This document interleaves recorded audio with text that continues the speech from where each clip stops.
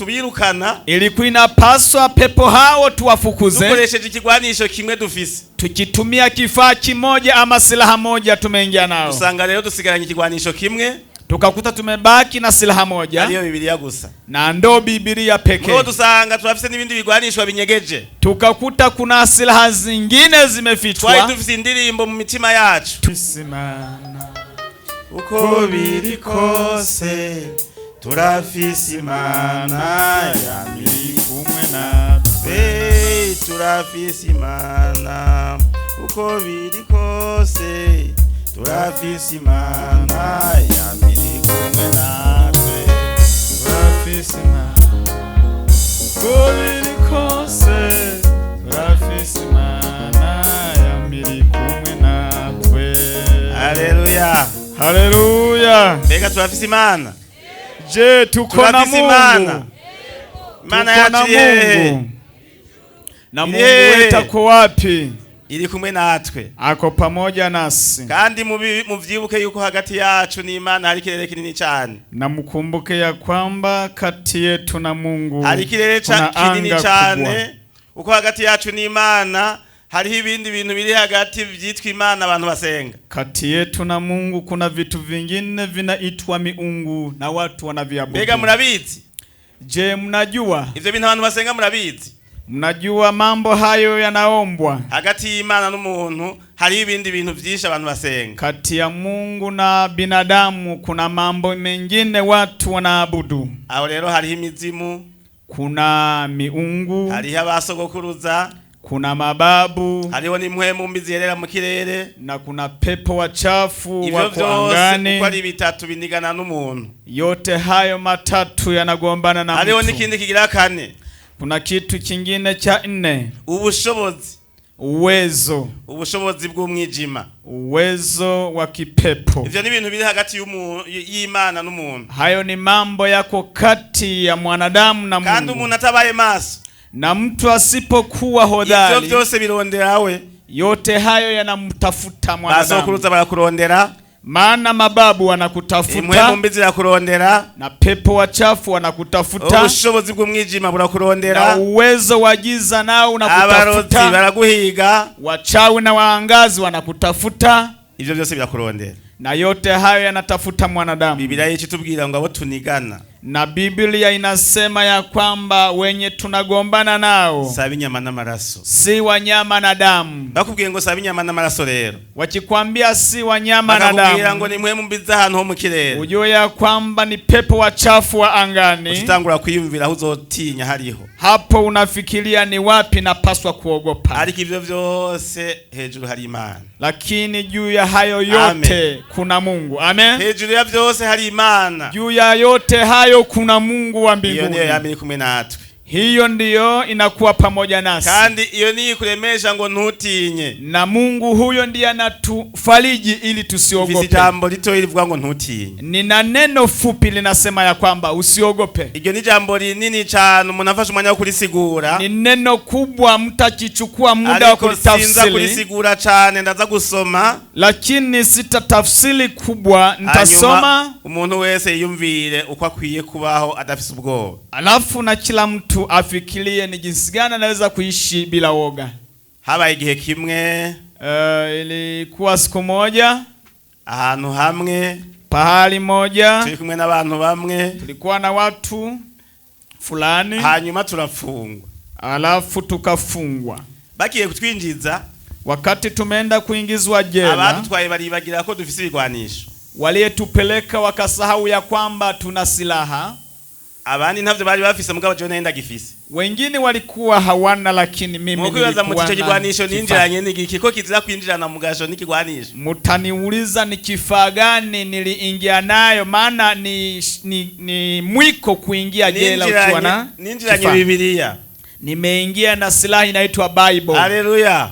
Haleluya. Ninjiranye Biblia. Mbega ni kigwanisho.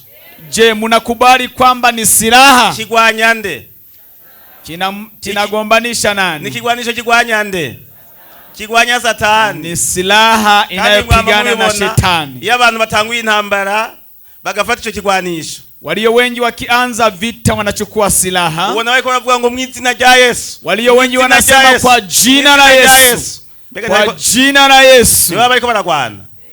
Kandi si ni mapigano hayo. Nagiye mbona ari kigwanisho gisumba ibindi. Na nimekuta ni silaha iko juu ya silaha zingine. Kigwanisho wenda cinjiranye. Wakati nimeingia na silaha hii, chasanga aho hantu twinjiye, nikakuta pahali tumeingizwa na hantu hari abasirikare b'abansi bacu. Kuna pahali kuna majeshi na ni maadui wetu. Amen. Amen. Twasanze hari abasirikare b'abansi bacu. Tumekuta kuna majeshi na walikuwa ni maadui zetu. Tusanga niho biyensitaye. Tukakuta wao ndio wamejiandaa vita. Twinjiramwo tutazi ko twinjiye mu ntambara. Tukaingia pasipo kujua kwamba tumeingia kati ya vita. Kandi ndiko ndavuga n'ukuri. Na haya nimewaambia ni ukweli mtupu. Nganda hafisi vyabona. Maana hapa nina mashahidi. Babiri muri bo, wawili kati yao twari kumwe aho hantu. Tulikuwa pamoja na wao. Uwundi umwe yaritavye Imana. Mwingine ameshaaga. Uwundi umwe yaragiye muri Canada. Mwingine alienda nchi ya Canada. Ibindi vyabona vyo hanze mugabo kandi bitari kure cyane. Wengine mashahidi wa nje lakini hawako mbali. Hano ndafiseho batatu. Niko nao watatu. Abo barabibonye ivyo bintu. Hao ni mashahidi. Tuca twinjira muri ugo rugamba rero nabo bantu. Tukaingia vitani na watu hao. Hao basirikare b'umwansi bari bameze gute? Na hao majeshi adui walikuwa namna gani? Wasanze atanu umwe yambaye nakabindo. Tumekuta wote wako uchi. Nani umwe yari yambaye nakabindo? Wote walikuwa uchi kabisa. None mwumva barabantu. Je, ni waulize mnasikia hao walikuwa wanadamu? Abantu canke barabadaimoni? Vyasaba yuko abo badaimoni tubirukana. Ilikuwa inapaswa pepo hao tuwafukuze. Dukoresheje ikigwanisho kimwe dufise. Tukitumia kifaa kimoja ama silaha moja tumeingia nao. Usanga rero dusigaranye ikigwanisho kimwe. Tukakuta tumebaki na silaha moja. Aliyo Biblia gusa. Na ndo Biblia pekee. Ngo dusanga turafise n'ibindi bigwanishwa binyegeje. Tukakuta kuna silaha zingine zimefichwa. Twari dufise indirimbo mu mitima yacu. Tulikuwa na nyimbo ndani ya moyo zetu. Izi Kiswahili n'izi Kirundi. Za Kiswahili na nyimbo za Kirundi pia. Abazi Kiswahili bashirako. Wenye walikuwa wanajua Kiswahili tukaanza. Abazi Kirundi bashirako. Wenye wamejua Kirundi wakaanza. Kusenga barasenga. Na wenye wanajua kuomba wakaanza maombi. Bantu baca barahinduka bacika goyigoyi. Na wale watu wakamalizwa nguvu. Tukihashika wamengo ni bikoko. Wakati tulikuwa tumefika walikuwa wanaonekana kama wanyama. Abo tulikuwa muravyibuka umwe yaragurutse akubita uruhome wamenga natumaze. Mmoja tulikuwa pamoja nao mnakumbuka, mmoja amesimama na kupiga ukuta. Aliko turatimba turahura mu izina rya Yesu. Lakini tukawa na moyo hodari tukasema tutakutana katika jina la Yesu. Naoga ikaisha. Kuko dufise Imana. Maana tuna Mungu. Kuko twavuga tuti nta muntu umwe wadukura atari Imana yo mwijuru. Maana tulikuwa tunasema ya kwamba hakuna mkono unaweza tukomboa hapa isipokuwa Mungu. Tucha turatimbisha rero. Tukakuwa na moyo hodari wa kuomba. Abantu bose baje kugemurira abantu bari ngaho bumvise indirimbo bakumva n'amasengesho baca basubira inyuma. Watu walikuwa wamekuja kuwaletea chakula maadui wale, kusikia nyimbo wakasema basi turudi nyuma. Tunasikia bado maombi yanaendelea. Tukasenga no kumugoroba ntiduheze. Tukaomba paka jioni tusimalize tusikome. Intambara Imana yacu ituneshereza. Na vita Mungu wetu akatupigania. None rero turafise Imana bene data. Jamani tuna Mungu ndugu wapendwa. Yamiri kumwe natwe. Na Mungu anakuwa pamoja nasi. Mungu weza afise Imana agira uko tumubone. Na kila mmoja na Mungu afanye namna hii. Mungu tule mtumaini. Yacari ku ngoma. Bado angaliki. Nutinye kuko Imana iri kumwe nawe. Usiogope maana Mungu yu pamoja nasi. Niyo message mfise kandi sinza kuyivuga ko vyinshi. Ni ujumbe huyo ninao lakini sitataja mengi. Aliko wumvise yuko haraho yadukuye. Lakini mmesikia kwamba kuna pahali Mungu ametuvusha. Akona karorero kamwe gusa ntanze. Uwo ni mfano tu. Ni mfano mmoja nimetoa tu. Ivyo yakoze ni vyinshi cyane. Yaliyotutendea ndiyo mengi. Ivyo yakoreye jewe ni vyinshi cyane. Yaliyonitendea ni mengi. Ivyo yakoreye bene data ni vyinshi cyane. Yaliyotendea ndugu wapendwa ni mengi. Musa azohaguruka akavuga na kila mmoja wetu siku moja kisimama. Nutinye kuvuga ko mwijuru hari Imana isumba byose. Usiwe na woga ya kusema ya kwamba mbinguni kuna Mungu. Nutinye kuvuga ko hari Imana itabara. Usiogope kusema ya kwamba kuna Mungu anayepigania watu. Nutinye kuvuga ko hari Imana ihindura ibintu. Usiogope kusema ya kwamba kuna Mungu anabadilisha mambo. Imana yachahindura ibintu. Maana Mungu wetu anabadilisha mambo. Mungu asifiwe. Tusome amajambo twihuta. Tusome kwa wepesi. Kandi nza gusoma mu rurimi rumwe.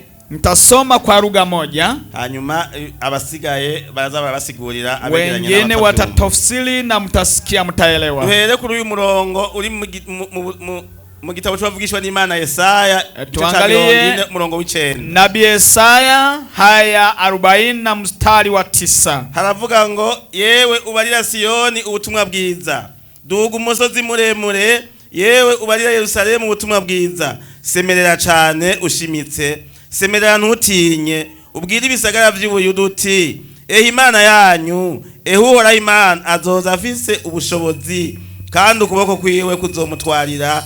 Raba azoza azanye impera kandi nyinshi yiwe iri imbere yiwe. Azoragira umukuku wiwe nk'umwungere. Azoterura imyagazi mu maboko ayitware mu gikiriza kandi izonsa azoziyobora buhoro buhoro. 41 41 uzurumviriza uko ndabisoma uko sinza kubisoma wa 11. Ntutinye kuko ndi kumwe nawe. Ntukihebure kuko ndi Imana yawe. Nzogukomeza, nzogutabara, mbere nzokuramira n'ukuboko kw'iburyo kukugororoka kwanje. Abagushavuriye bose bazotetegwa bamaramare. Abagutonganya bazocika ubusa baranduke. Abaguhaririza zobarondera ubabure kandi abakurwanya bazocika ubusa bakamangane. Kuko jewe Uhoraho Imana yawe nzogufata ukuboko kw'iburyo nkubwire nti ntutinye ndagutabara. Ntutinye musiba we Yakobo namwe nkehwa z'Abisirayeli nzogutabara niko Uhoraho avuze. Kandi uwera w'Abisirayeli niwe mucunguzi wawe. Raba nzoguhindura igisekuzo gishasha gikarishe gifise amenyo. Uzohuragura imisozi uzoyinoze. Uzohindura uturambi nk'umuguruka. Uzobigosora umuyaga ubitumure agashururu kabishwiragize. Nawe uzohimbagwa n'Uhoraho wirate uwera wa Isirayeli. 43 murongo wa 2. 43 na mstari wa 2. Aravuga ngo niwaca mu mazi nzoba ndi kumwe nawe. No mu nzuzi ntizizokurengera. Niwaca mu muriro niwaca mu muriro ntuzosha kandi n'urubeya ntiruzoguturira. Kuko jewe ndi Uhoraho Imana yawe uwera wa Isirayeli umukiza wawe. Nagutangiye Egiputa nk'incungu Ethiopia na Seba nahevye kubwawe. Kuko wabaye w'igiciro kinini mu nyonga zanje. N'umwubahwa nanje nkagukunda nico gitumye nzoheba abantu kubwawe n'amahanga kubw'ubugingo bwawe. Ntutinye kuko ndi kumwe nawe. Nzozana urubyaro rwawe ndarukuye mu buseruko. Nzogukoraniriza hamwe ndagukuye mu burengero. Nzobwira mu buraruko nti bare kure no mu manuko nti ntubimane. Zana abahungu banje ubakuye kure n'abakobwa banje ubakuye ku mpera y'isi. N'umuntu wese yitirirwa izina ryanje uwo naremeye icyubahiro canje naramubumvye mbere naramuremye. Yesu nashimwe. Yesu asifiwe. Reka ndabareke muze kurondera umwanya mwisomere mwitonze ibi bice vya 40, 41 na 43. Ni waache musome haya hayo yote mukiwa na muda. Umuntu wese yubaha Imana, kila mtu anamcha Mungu. Imana yaramuteguriye ikintu ciza kizomunezereza. Mungu ameandaa kitu ambacho kitamfariji. Turi kwisezerano bene data. Mukumbuke kwamba tuna agano na Mungu. Abakristo mwisezerano rishasha. Wakristo wa agano jipya. Abakristo bakino gihe c'isezerano rishasha. Wakristo waleo kama agano jipya. Nasi tumechaguliwa kama vile wa zamani wamechaguliwa. Imana yamubwiye ngo ntutinye. Abrahamu Mungu amemwambia usiogope. Alimwambia ya kwamba nitakufanya taifa hodari. Abrahamu aboneka kwa ni mu bantu bihebuye. Na Abrahamu alionekana kwamba alikuwa ni mtu amekata tamaa. Amazigihe kirekire imyaka myinshi atamwana afise. Maana alikuwa na miaka kadhaa bila kuwa na mtoto. Kana abantu bayeshi bamazigihe kirekire bubatse bataravyara kandi barihebuye, mugabo ijambo ry'Imana iganuke ry'uno munsi rije kubwira ngo ntutinye. Kuna watu wako hapa wamejenga mji ni kwa muda hawana watoto. Ntutinye ko Imana iri kumwe nawe. Ntutinye ko Imana iri kumwe nawe. Usiogope kwa sababu Mungu yu pamoja na wewe. Kwizoja mu buseruko, ikaja mu burengero, ikaja mu buraruko, ikaja mu manuko, kandi nta kindi kiraje ishinga atari kugutabara. Na mpango wa Mungu ni kukusaidia. Humura, humura, uhora haraje kugutabara. Humura, uhora haraje kugutabara. Ntutinye, uhora haraje kugutabara. Usiogope kwa sababu Mungu amekuja kukupigania. Ntiriteba. Na agano la Mungu halikawi. Imana ikiraje ishinga nuko abantu bihana. Mpango wa Mungu kwa watu ni kwa sababu tu watubu waungane. None rero nimba utarihana, kama hujatubu uyu munsi fata ingingo wihane. Kama hujaungama leo chukua hatua ya kuungama dhambi. Ibihe byo guhembuka bibone ingene bigushikira, ili uweze kupata wakati mzuri kwako. Kuko umuntu ashobora kuba yihebuye atazi ko hafi yiwe hariho gutabagwa. Maana mtu anaweza kuwa amekata tamaa bila kujua karibu naye kuna msaada. Ugutabagwa kwacu kurafise inzira bizana namwo. Msaada wetu kuna njia unapitia. Kuzana na munzira y'agakiza. Unapitia kwa njia ya wokovu. Kandi aho gakiza karatwegereje. Na wokovu huyo umetukaribia. Karatwegereye. Umetukaribia wokovu. Yesu yarakatwegereje. Yesu amekaribisha wokovu karibu nasi. Kubwijambo jiwe rizima. Kwa sababu ya neno lake jema. None utari hano uyu munsi afata ingingo yihane. Wewe hujaungama uchukue hatua. Afata ingingo ahinduke. Wewe hujabadilika uchukue hatua ya kubadilishwa. Abimenye. Mwenye hajatambua achukue muda wa kutambua hayo. Nuko uhoraho ari mu ruhande rwacu. Maana Mungu yu karibu nasi. Paulo yandikiye abanyefeso hariya mu gice ca mbere. Paulo aliwaandikia Waefeso, arababwira ati, akawaambia hariya mu gice ca mbere Waefeso ku murongo wa gatatu, sura ya kwanza na mstari wa 3, yarabandikiye arababwira ati, aliwaambia hivi: Imana y'umwami wacu Yesu Kristo ari yose iragahezagirwa, yaduhezagiriye imihezagiro yose y'impwemu ahantu ho mwijuru muri Kristo, nkuko yadutoranirije muri we intango y'isi itarashigwaho, kugira ngo tube abera tutagira agasembwa imbere yayo, turi mu rukundo, uko yagize imigambi kera ko duheshwa na Yesu Kristo gucika abana bayo kubwayo, nkuko yabigombye bikayihimbara, kugira ngo ubwiza bw'ubuntu bwayo yatugiriye mu wikunda bushimwe. Muri we niho duherwa gucungurwa n'amaraso yiwe, niko guharirwa ibicumuro byacu nkuko itunga ry'ubuntu bwayo riri, ubwo yadusesekarije mu bwenge bwose no kumenya, itwatiye ibanga ryayo ry'ivyo igomba, nkuko vyayihimbaye ivyigiriye imigambi kuva kera muri we, vyingene izogenza byose igiye gishitse gukoraniriza byose muri Kristo, ibiri mu ijuru n'ibiri mu isi. Yesu nashimwe. Yesu asifiwe. Imana rero yarabigambiriye. Yesu alikuwa na mpango huyo, ibikora ivyigiriye imigambi hata umuntu ayigiriye inama, na imechukua hatua hiyo bila kushauriwa na kila mtu. Tubaza ngo ninde yagiriye inama Imana kuvyakoze byose. Biblia inatuuliza nani amemshauri Mungu kwa matendo yake yote amefanya. Yagiriye Imana inama, hakuna hata mtu mmoja ameshauri Mungu. Kuko Imana aliyo ntango ya vyose, maana Mungu ndio mwanzo wa kila kitu, kandi aliyo herezo vya vyose, na ndio mwisho wa kila kitu. Rero Imana irabigambira n'isi itarashigwaho. Basi Mungu akawa na mpango huyo kabla dunia kuwepo. Iriyumvira neza ko abantu bakwiye kuba bera, ikafikiria ya kwamba watu wanapaswa kutakasika kugira ngo bazobane nayo, ili waweze kuishi pamoja na Mungu. Iriyumvira abatararemwa, ikafikiria watu kabla kuumbwa. Itangurira igice cya mbere 26, Mwanzo 26, Mwanzo 1:26.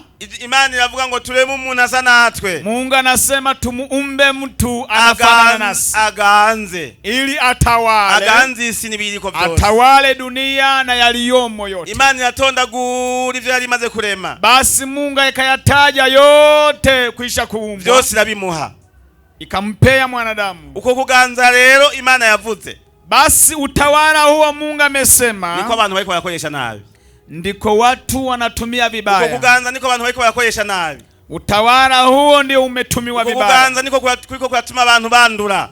Utawala huo ndio umesababisha watu wanajinsi Mungu. Niko kuratuma abantu bishira hejuru. Huyo utawala ndio umesababisha watu wajikweze. Aliko Biblia tubwira ngo ichi Imana itashize hejuru cyose kizosubizwa hasi. Lakini Biblia inasema ya kwamba chochote kimejiinua chenyewe Mungu atajishusha. Yesu nashimwe. Yesu asifiwe. Imana rero yateguye umugambi wo kugukiza utarabaho. Basi Mungu ameandaa mpango maalum ya kukuponya kabla hujaumbwa. Ibyiza utarabaho. Mungu amekuandalia mema kabla kuwepo wewe. Ariko ikikugombako, lakini kuna jambo inataka kwako, nuko wihana, ni kutubu, ugashobora kuyegera, ukaweza kumsogelea. Hari ibintu bitatu Imana ikorera umuntu. Kuna vitu vitatu huwa Mungu anatendea watu ari kumwe nayo, wakati mtu anakuwa pamoja na Mungu vizuri. Ivyo bintu bitatu rero ni mutarabikorerwa. Vitu vitatu hivyo kama hujatendewa, icambere Imana ikora no gutanga ubuntu bwayo n'inkomezi zayo. Kitu cha kwanza ni kutoa wema wa Mungu na nguvu zake. Kigira kabiri no gufasha umuntu mu gihe cy'ibibazo kugira ngo aronke amahoro. Hatua ya pili ni kumpa mtu amani ili wakati icha gatatu mu bindi vyinshi ikora. Namba ya tatu katika mambo ya Mungu nugutura imitwaro no kuvugira umuntu mu gihe gikwiye igihe hari mwirinde, ni kutufariji na kututetea wakati wa dhiki. Yesu nashimwe. Yesu turafise umuvugizi mwijuru. Sisi tuna mtetezi mbinguni. Tuna mtetezi yuko mbinguni. Turafise umuvugizi mwijuru. Tuna mtetezi mbinguni. Uwo ni Yesu Kristo umucunguzi wacu. Huyo ndi Yesu mkombozi wetu. Na kindi cyamuzanye mwisi. Hakuna jambo lingine limemleta duniani. Imana yamurungitse kubw'urukundo rwishi kunda umuntu. Mungu amemleta kwa sababu ya upendo anayempenda mwanadamu. Chokituma Yohana yanditse ngo kubw'urukundo Imana yakunze abari mwisi. Ndio maana Yohana alisema kwa sababu ya upendo Mungu anapenda walimwengu. Watumyitanga umwana wawe w'ikinege. Ndio imesababisha towe mwanae pekee. Umwizera wese ntazapfe rubi. Ili yoyote amwaminie asife milele, lakini apewe maisha ya milele. Mbega uramwizeye? Je, unamwamini? Wewe unamwamini? Mbega uramwizeye? Unamwamini? Rero ubugingo budashira. Jiandae kupata uzima wa milele. Itegurire ubugingo budashira. Jiandae uzima wa milele. Ukabamwizeye bose. Maana waliomwamini wote yabahinduye gucika abana b'Imana. Aliwabadilisha kuwa watoto wa Mungu. Kandi muribo na nani yao inzuzi z'amazi y'ubugingo, chemichemi ya maji ya uzima ziva kwa maziburuka ziva muriyo, anabubujika kila siku. Yesu nabahezagire. Yesu awabariki. Nutinye, usiogope. Ni jambo ry'Imana. Ni hili neno la Mungu. Abaryumvise mwese Imana ibahezagire. Na nyote mmesikia neno la Mungu. Mungu awabariki. Mwami wacu Yesu Kristo, turagushimiye kubw'ubutumwa bwiza duhaye no munsi. Yesu, turagushimiye Mana kubw'iri humuru tuzaniye kuri uno muri kino gitondo. Twari tubizi kudukunda Mana. Twari tubizi kutotwibagira. Nta na hamwe twigeze tukubura twakurondeye. Nico gituma ijambo ryawe rivuga ngo nimurondere Uhoraho bigishoboka ko abonwa, mu mwambaza kiri hafi. umunyabyaha naheba inzira yiwe mbi. Turakwinginze Yesu ngo twigishe guheba inzira zacu mbi, tubandanye dukurikira inzira yawe, kuko ni wowe nzira n'ukuri n'ubugingo, ni wowe wenyene ushobora kudushikana kwa data. Waravuze ngo ntawe uzoshika kwa data ntamujanye. Turakwinginze Mana ukomeze kutujana Yesu. Hagati yacu naho uri hari ikirere kinini cyane kiringa ibintu byinshi abantu bashobora kwizera bagahona. Haleluya. Turakwinginze Mana ngo ubugingo bwacu burokore mu izina rya Yesu Kristo. Urinde ubugingo bwacu guhondera muri gihonomu. Urakoze kuri kumwe natwe kandi uguhezagira mu izina ryawe tubisavye. Amen.